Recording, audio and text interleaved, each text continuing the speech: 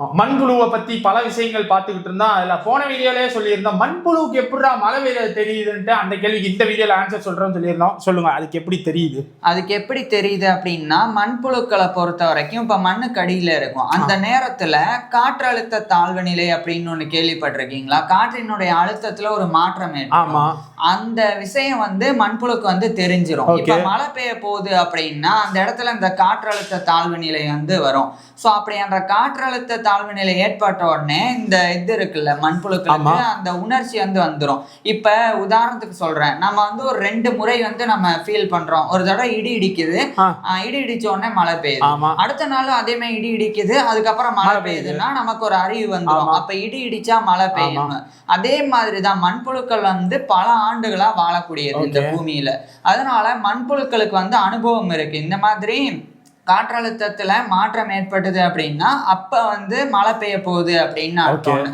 அதனால அந்த ஒரு அழுத்தம் மண்ணுக்கு அடியிலையும் தெரியும். தெரிஞ்ச உடனே இது மெல்ல வெளியே வருது. இது முதல் காரணம். 2வது காரணம் மழை பெய்ய போகுது அப்படின்னா ஹியூமினிட்டி அதிகரிக்கும். காத்துல இந்த ஈரப்பதம் அது அதிகமாகும். ஈரக்காற்று அடிச்சா மழை பெய்யுது, அது நமக்கு தெரியும். ஓகே, மண்புழுக்கு எப்படி தெரியும்? மண்புழுக்கும் அந்த உணரக்கூடிய அந்த சென்ஸ் இருக்கு.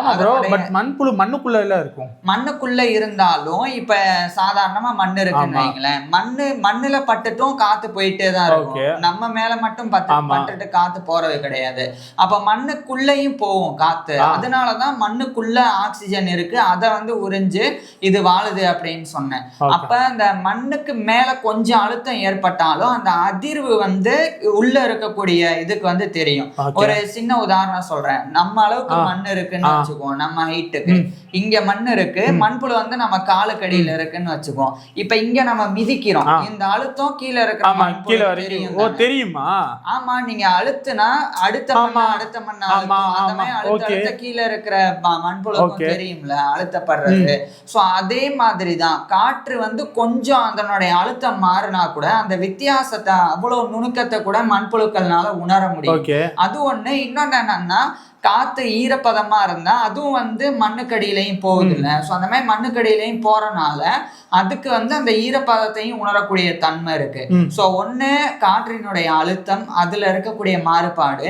இன்னொன்னு ஈரப்பதம். இத ரெண்டையுமே வச்சுக்கிட்டே மழை பெய்ய போகுது அப்படின்றத மண்புழு உணர்ந்துரும். உணர்ந்துட்டு மண்ணுக்கு மேல மண்புழு வந்துரும். சரி, இப்ப மழை பெய்யல, அந்த மழை பெஞ்சிருச்சு சரியா? பெஞ்ச உடனே கொஞ்ச நேரம் அந்த மணல் மேல தண்ணி நிக்கும்ல, அந்த டைம்ல மண்புழு எப்படி மூச்சு விடுறதுக்கு என்ன பண்ணும் அப்படின்னா, நான் சொன்ன மாதிரி நான் ஏற்கனவே சொல்லியிருந்தேன். இப்ப மழை பெய்ய போகுதுன்னா முன்கூட்டியே அது வெளியே தெரிஞ்சிடும். தெரிஞ்சனால அது சேஃபான இடத்தை நோக்கி போயிரும். அது அந்த அளவுக்கு தேங்கின தண்ணியில மாட்டாது. அப்படியே மாட்டினா கூட அந்த தண்ணியில இருக்கக்கூடிய ஆக்சிஜனை உறிஞ்சு அது வாழக்கூடிய தன்மையை பல மண்புழு இனங்கள் கொண்டு இருக்கு. ஆமா ப்ரோ, போன வீடியோல சொல்லியிருந்தீங்க அதால கொஞ்சம் நேரம் தான் தண்ணியில சஸ்டெயின் பண்ண முடியும்ட்டு. மழை கன்சிஸ்டன்சியா பெஞ்சிச்சுன்னா நகர்ந்து போயிரும். தொடர்ந்து சேஃபான இடம். ஆமா, ஒரே இடத்துல நிக்காது. அதனால இது அதாவது ஒரு இடத்துல இருந்து இன்னொரு இடத்துக்கு நகர முடியும்ல, அதனால அது நகர்ந்து போயிரும். சோ இந்த விஷயம் இருக்கு. ஒருவேளை நகர்ந்து போக முடியல, ஃபுல்லா தண்ணி வெள்ளக்காடு மாதிரி ஆயிருச்சுன்னா ஒரு அளவுக்கு மேல அதுக்கு ஆக்சிஜன் இல்லைன்னா மட்டும் அது இறந்து போகும். மற்றபடி அது அப்ப மழை பெஞ்சா இது மண்புழுக்கு உயிரிழப்பு இருக்கு. உயிரிழப்பு இருக்குன்னா அது ரொம்ப, நான் எப்படி சொல்ல வரேன்னா, அது மழை பெஞ்சா உயிரிழப்பு இருக்கு அப்படின்னு கிடையாது. அது சிக்கிருச்சுன்னா உயிரிழப்பு இருக்கு.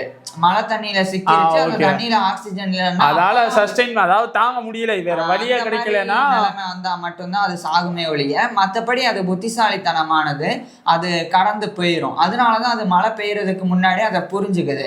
இதுக்கு எப்படி இவ்வளவு அனுபவம்னா, இது டைனோசர் காலத்துல இருந்தே இருக்கு. இதையும் யோசிச்சு எந்த காலத்துல இருக்கு யோசிப்போன்ட்டு உண்மையிலேயே டைனோசர் சொல்றதை விட டைனோசர் பிறக்கிறதுக்கு முன்னாடி இருந்தே மண்புழு இனம் வாழ்ந்திருக்கு. உதாரணத்துக்கு டைனோசர்ஸ் 23 கோடி ஆண்டு அப்ப ஆரம்பிச்சு கிட்டத்தட்ட 6.5 கோடி ஆண்டு அந்த காலம் இடைப்பட்ட காலத்துல வாழ்ந்திருக்கு. ஆனா இந்த மண்புழு இனம் இருக்குல்ல, இது 50 கோடி ஆண்டுக்கு முன்னாடியே கடல்ல புழுக்களா வாழ்ந்திருக்கு. அதுக்கப்புறம் தான் அது பரிணாம வளர்ச்சி அடைஞ்சு மண்ணுலையும் வாழக்கூடிய அந்த தன்மை இப்போ நீங்க சொல்றீங்கல்ல கடல்ல அது வாழ்ந்திருக்கு அப்படின்ட்டு. அது வந்து பரிணாம வளர்ச்சி அடைஞ்சு இப்ப மணல்ல வாழுதுன்ட்டு. ஆனா நம்ம ஒரு வீடியோல சொல்லியிருந்தா அதால அண்டார்டிகாவால வாழ முடியாதுன்ட்டு. அப்ப ஒருவேளை தண்ணியில இருக்கிறதால ஏன் அண்டார்டிகால இருக்க முடியல? அண்டார்டிகா வந்து குளிர் அதிகமா இருக்கக்கூடிய இடம். அது வந்து உறைபனி. நான் சொல்றது வந்து கடல் அப்படின்றது குளிர் இருந்தாலும் அது உறைபனி அளவுக்கு வந்து இருக்கிறது இல்லை. அது முதல் காரணம். இன்னொன்னு என்னன்னா கடலுக்குள்ள அதுக்கு தேவையான உணவு கிடைச்சிருக்கு. எல்லாத்துலயும் அந்த ஃபுட் மெயினா இருக்கு. ஃபுட் இல்லாத இடத்துல எதுவுமே வந்து அந்த அளவுக்கு வாழ முடியாது. சோ அதனால அது அந்த இடத்தை விட்டு வெளியே வந்துருது. இது அது மட்டும் இல்லாம அந்த காலத்துல அது கடல்ல வாழ்ந்திருந்தாலும் இப்ப அது மண்ணுல வாழ்றதுக்கு ஏத்த மாதிரிதான் அதனுடைய அமைப்பு. அதனால அதை கொண்டு போய் அண்டார்டிகால எல்லாம் விட முடியாது. அண்டார்டிகால விட வேண்டாம். ஒருவேளை இப்ப கடல்ல இருந்த மாதிரி அண்டார்டிகால இருந்திருக்குமோன்னு எனக்கு யோசனை. ஏன்னா 6000 வகைகள் இருக்குன்றீங்களா, எனக்கு அதான் அப்பையில இருந்து யோசனையாவே இருக்கு. 6000 வகைகள் இருந்தாலும் அதிகமா இந்த மண்புழுனால என்னங்க, மண்ணை சாப்பிட்டு வாழுது. பனியை சாப்பிட்டு வாழ முடியுமா? பனிப்புழுன்னு ஒண்ணு இருக்கும்ல. பனிப்புழுன்னு இருந்தா பாத்துக்கலாம். இருக்கல இல்லையா? சரி, ஓகே. இப்ப இது ஒண்ணு. இன்னொன்னு என்னன்னா மண்புழுக்கள் நான் சொன்னமே 50 கோடி ஆண்டுகளுக்கு முன்னாடி வேற ஒரு உருவத்துல இருந்து அது காலப்போக்குல கொஞ்சம் கொஞ்சமா மாறி இப்ப வந்து நம்ம பாக்குற மாதிரியான மண்புழுக்கள் வந்து 120 மில்லியன், அதாவது 12 கோடி ஆண்டுகளுக்கு முன்னாடியில இருந்து இது இப்படிதான் இருக்கு மண்புழுக்கள் வந்து. இப்ப நம்ம எப்படி பாக்குறோமோ அதே மாதிரி அப்ப டைனோசர்ஸ் மிதிச்ச நிலத்திலையும் மண்புழு இருந்திருக்கு. நம்ம மிதிச்சு நடக்கிற இடத்துல கூட மண்புழுக்கள். நம்ம இப்ப உட்கார்ந்து இருக்கிற இடத்துல கூட டைல்ஸ் எடுத்து பார்த்தா மண்புழு இருக்கிறதுக்கு வாய்ப்பு இருக்கு இல்லையா? அப்படிலாம் எப்படி இருக்கும்? ஒரு இந்த மாதிரி இடத்துல அப்ப பில்டிங் கீழே இருக்கும், டைல்ஸ் கீழே இருக்காது, பில்டிங் கீழே இருக்கும். பில்டிங் கீழவும் இருக்காது. ஏன்னா அதுக்கு தேவையான ஈரப்பதம் வேணும். பில்டிங் கீழே நிறைய நல்ல அஸ்திவாரம் இருக்கு. அதுக்கும் கீழெல்லாம் வாழ முடியாது. ரொம்ப கீழேன்னா அதுக்கு ஆக்சிஜன் கிடைக்காது. எப்படி அது அடிக்கடி மேல வரணுமே, எப்படி பில்டிங்ல இருந்து ஓபன் ஸ்பேஸ்ல தான் இருக்கும். ஓபன் ஸ்பேஸ்ல தான் இருக்கும். இப்ப உங்க வீட்டு பக்கத்துல மரம் இருந்ததுன்னா ஒரு 2 அடி தோண்டுனா அதுக்குள்ள மண்புழு நிறைய இருக்கு, செடிகள் இருக்கிற இடத்துல அதிகமான வாய்ப்பு இருக்கு. சோ அந்த மாதிரி எனக்கு ஒரு டவுட். இப்போ ஒரு சில பேர்லாம் அந்த தண்ணி கேன் போடுறாங்கல்ல, தண்ணி கேன் போடுறதுல தண்ணிக்குள்ள புழு இருக்குன்றாங்க. அது மண்புழு வகைகள்ல ஒண்ணுதானா? தண்ணிக்குள்ள புழு இருக்குன்னா புரியல. தண்ணி கேன் போடுறோம்ல ப்ரோ, அதுல சரியா இப்ப வீட்லயே தண்ணி குடம் இருக்குல்ல, அந்த தண்ணி குடத்துக்குள்ள புழு வருதுன்றாங்கல்ல. அது மண்புழு எல்லாம் கிடையாது, அது ஒரு வகையான புழு. ஆனா இதுல வர்ற ஒரு 6000த்துல சொன்னீங்கல்ல, அதுல ஒரு வகையா? இல்ல அதுல வர நான் சொல்ற வகைகள் வந்து ஒண்ணு எல்லாமே 3மே நிலத்துல வாழ்றதுதான். ஒண்ணு இலைக்கு மேல, இன்னொன்னு மண்ணுக்கு அடியிலேயே வந்து ஹரிசாண்டல், இன்னொன்னு வெர்டிகலா போகும். சோ இதுதான் வந்து மண்புழு அப்படின்னு நம்ம சொல்றோம். இதுலதான் 6000 வகைகள் வந்து. இன்னொன்னு என்னன்னா மண்புழுக்களுக்கு வந்து பார்வை கிடையாது, ஏன்னா அது கண்ணே கிடையாது. இருந்தாலும் அதனால வெளிச்சத்தை வந்து உணர முடியும். அது எப்படின்னா அதுக்கு வந்து லைட் சென்சிட்டிவ் செல்ஸ் வந்து இருக்கு. அதனால இப்ப நீங்க கண்ணை மூடிட்டு சூரிய ஒளியில போய் நின்னா உங்க ஸ்கின்ல அந்த ஒளி பட்டால உணர முடியும்ல, கொஞ்சம் அந்த வெப்பம் மாறுறது உங்களால புரிஞ்சுக்க முடியும். ஏசில வந்து நின்னாலும் நீங்க கண்ணை மூடி இருந்தா அந்த நிலைமை, அந்த ஒரு ஃபீலிங் நல்லா இருக்கும். அந்த மாதிரி அதுக்கு லைட் சென்சிட்டிவ் செல்ஸ் இருக்கறனால மண்புழுக்கள் வந்து வெப்பத்துல இருக்கா, வெயில் அடிக்கிற இடத்துல இருக்கா, வெளிச்சம் கம்மியான இடத்துல இருக்கா அப்படின்னு அந்த சீதோஷ்ண நிலையை வச்சு அது வந்து கண்டுபிடிச்சிரும். இன்னொன்னு என்னன்னா அது ரொம்ப நேரம் வெயில்ல எல்லாம் இருக்க முடியாது, ஏன்னா உடல் காஞ்சு போயிரும். உடம்பு காஞ்சிருச்சுன்னா அது செத்துரும். ஏன் செத்துரும்னு சொல்லுங்க? சொல்லுங்க. என்னவா இருக்கும்? ஹீட்டா அது இருக்கிறதே திக்னஸ் ரொம்ப கம்மி, அதனால வெயில் ஹெவியா. ஒண்ணு. இன்னொன்னு என்னன்னா போன வீடியோல சொல்லியிருந்தேன், இதுக்கு வந்து நுரையீரல் கிடையாது. அது வந்து உடம்புல இருக்கக்கூடிய ஈரப்பதம், அந்த ஈரப்பதம் தான் வந்து காத்துல இருக்கக்கூடிய ஆக்சிஜனை உறிஞ்சு கரைச்சு அதை வந்து ரத்தத்துல கலக்குது. ஈரப்பதம் இல்லைன்னா ஆக்சிஜன் வந்து அதனால உரிய முடியாது, அதனால அது வந்து இறந்து போயிடும். சோ இதே மாதிரி இந்த மண்புழுக்கள் எவ்வளவு ஆண்டு வாழும்னு நினைக்கிறீங்க? ஆண்டு கணக்குல எல்லாம் வாய்ப்பே இல்லையே. அப்ப எத்தனை நாள் வாழும்னு நினைக்கிறீங்க? எனக்கு தெரிஞ்சு 15 நாள் 14 நாள், அதுவே ஜாஸ்தி தான். கண்டிப்பா மண்புழுக்கள் வந்து குறைஞ்சது 2 வருஷத்துல ஆரம்பிச்சு அதிகபட்சம் 8 வருஷம். ஒரு மண்புழுவா? எது இந்த மண்குள்ள போற ஒரு மண்புழு? என்னங்க பேசுறீங்க? ஏங்க இப்பதான் நீங்க தான் சொன்னீங்க நடந்து போகையில மிதிச்சோம்னாலே அது இதாகி போயிடும்ட்டு. நான் எங்க சொன்னேன் நடந்து போகையில மிதிச்சா செத்து போகும்னு சொல்லல. மணல் உள்ள அமுங்குது இல்ல? அமுங்கும். ஆனா இது ஒரு இன்ட்ரெஸ்டிங்கான விஷயம். மணல் உள்ள அமுங்கும், அந்த அழுத்தம்லாம் தெரியும். ஆனா அது வந்து ஒரு கிரேட் இன்ஜினியர். எப்படின்னா மண்ணுக்குள்ள வந்து ஒரு சுரங்கம் தோண்டிட்டு அதனுடைய எச்சில பயன்படுத்தி அந்த சுத்தி சுரங்கம் தோண்டி இருக்குல்ல அந்த இடத்துல வந்து அந்த எச்சில வந்து பூசிரும். பிளஸ் அதனுடைய கழிவு இருக்குல்ல அதையும் பூசும். அதனால என்ன ஆகும்னா அந்த இடத்துல அங்க இருக்கிற மண்ணு வந்து அப்படியே ஸ்ட்ராங் ஆகி ஒரு ஒரு அதாவது இயற்கையான ஒரு சுவர் மாதிரியே மாறிடும். அதனால அதுக்குள்ள அந்த அளவுக்கு அழுத்தம்னா நம்ம மிதிச்சு போகும்போது அந்த அழுத்தம்லாம் அதுக்கு வந்து தெரியாது. அது ஓகே, நான் ஒத்துக்கிறேன். இப்போ திடீர்னு நடந்து போய்கிட்டு இருக்கோம் ரோட்ல, அது வெளியே வந்து மூச்சு வாங்க வந்திருக்கோம், நம்ம அந்த இடத்துல நடந்து போய் அதை மிதிச்சிட்டோம்னா அது முடிஞ்சுல. ஆமா, சோழி முடிஞ்சு. ஆனா அந்த மாதிரி நான் சொல்ல, அது இயற்கையா வாழ்ற காடுகள்ல அதே மாதிரி மண்ல இப்ப மனிதர்கள் இல்லாத இடத்துல வேணா சொல்லலாமா? மனிதர்கள் இருக்கிற இடத்துலயும் அது வாழும். எப்படின்னு சொல்றேன், இப்ப உங்க வீட்டு பக்கத்துல நீங்க எவ்வளவு மண்புழு பாத்திருக்கீங்க? நான் எங்க ரொம்ப பாத்திருக்க முடியாது. ஏன்னா அது பகல் நேரத்துல எல்லாம் நீங்க நினைக்கிற அளவுக்கு எல்லாம் வெளியே வந்துடாது அவ்வளவு ஈஸியா. அது வர்றதே வந்து நடமாட்டம் இல்லாத நேரத்துல தான். அதுக்கு வைப்ரேஷன் தெரியும். நம்ம நடந்து போனாலோ அல்லது இந்த அதாவது தவளை பூச்சி மற்றது வந்தா கூட அதுக்கு வந்து தெரியும். அதனால அது என்ன பண்ணும்னா யாரும் இல்லாத நேரத்துலதான் வெளியவே வரும், யாரும் இல்லாத நேரத்துல மறுபடியும் உள்ள போய்க்கிறோம். ஸோ அந்த தன்மை இருக்கிறனால அதிகமா நீங்க வந்து மண்புழுவை மிதிச்சு நீங்க கேள்விப்பட்டிருக்கீங்களா? அந்த அளவுக்கு மிதிச்சிருக்கவே மாட்டீங்க. மிதிச்சா செத்து போயிருன்றது உண்மைதான். ஆனா நம்ம காலுக்கடியில அது கிடக்கணுமே, அந்த மாதிரி ஒண்ணு இருக்கு. இன்னொன்னு என்னன்னா, இப்படியே நீங்க மிதிச்சு அதனுடைய வால் பகுதியை மட்டும் மிதிச்சிட்டீங்க, திருப்பி வளர்ந்துரும். அது வளர்ந்துரும், மறுபடியும் வந்து வாழ ஆரம்பிச்சிடும். இன்னொன்னு என்னன்னா, மண்புழுக்களை பொறுத்த வரைக்கும் இது புத்திசாலித்தனமானது. எப்படி புத்திசாலித்தனமானதுன்னா, இப்ப இலைய வந்து எடுத்துட்டு உள்ள போகும் மண்ணுக்கடியில. அது எப்படி போகும்னா, இப்ப இதுதான் இலைன்னு வச்சுக்குவோம் நம்ம கையை.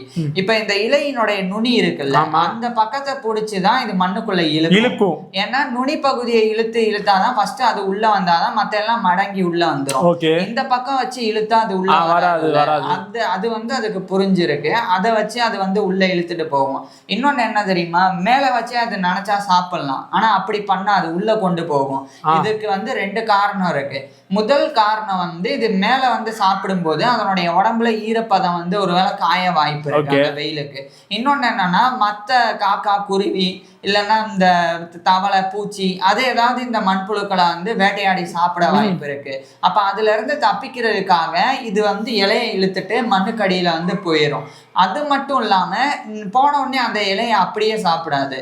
அதுக்கு பதிலா அதுக்கு மேல இதனுடைய எச்சில தடவி கொஞ்சம் மண் இருக்கும்ல, அதையும் தடவி ஒரு ஸ்டோரேஜ் மாதிரி ஒரு இடம் இருக்கும், அந்த இடத்துல வந்து வச்சிரும். அப்படி வைக்கிறனால என்ன ஆகும்னா, இந்த இலைகள் இருக்குல்ல கழிவுகளா மாறி மக்குனதுக்கு அப்புறம் அது கூழ் மாதிரி ஆயிரும். அப்ப அதை அப்படியே வந்து இது குடிக்கும். சோ இந்த மாதிரி அதை எப்படி சாப்பிடணும் அப்படின்ற புரிதல் கூட மண்புழுக்கு வந்து இருக்கு. அப்ப நம்ம ஒரு சில நாட்கள் மண்ணை தோண்டையில ஒரு சில இலைகள் எல்லாம் மக்கி போய் இருக்கிறது இதோட வேலை தானா? இதோட வேலை, சில பாக்டீரியாஸோடைய வேலை எல்லாமே இது தெரியாம போச்சு. ஆமா, இல்ல இப்ப மண்புழுக்கள் இல்ல பாக்டீரியாக்களும் இல்லைன்னா இலை விழுந்து அது உதிர்ந்து அது ஒரு மாதிரி பட்டையா போய் கிடக்குமே ஒழிய அது மண்ணுக்கு தேவையான முழு உரமாலாம் மாறாது. அது மாறணும் அப்படின்னாலே அதுக்கு மண்புழு மற்ற பாக்டீரியாஸ் எல்லாம் வந்து ரொம்ப அவசியமானது. ஸோ இப்படி மண்புழுக்கள் வந்து இந்த விஷயங்கள் வந்து பண்ணுது. அது மட்டும் இல்லாம இன்னொரு சுவாரஸ்யமான விஷயம் என்னன்னா, இந்த மண்புழுக்களினுடைய அளவு சொன்னேன்ல சின்னதுல இருந்து பெருசுன்னு. இப்ப இந்த மண்புழுக்கள் வந்து பிறந்து 60 இருந்து 90 நாளுக்கு அப்புறம் தான் இனச்சேர்க்கைக்கே தயாராகும். நீங்க சொல்றீங்க 15 நாள்ல இறந்து போயிருங்க. யோசிச்சு பாருங்க, 60 நாளுக்கு அப்புறம் தான் இனச்சேர்க்கைக்கே இது தயாராகி இனச்சேர்க்கை பண்ணதுக்கு அப்புறம் நான் சொல்லியிருக்கேன், இது ஆணுறுப்பு பெண்ணுறுப்பு ரெண்டுமே இருக்குது.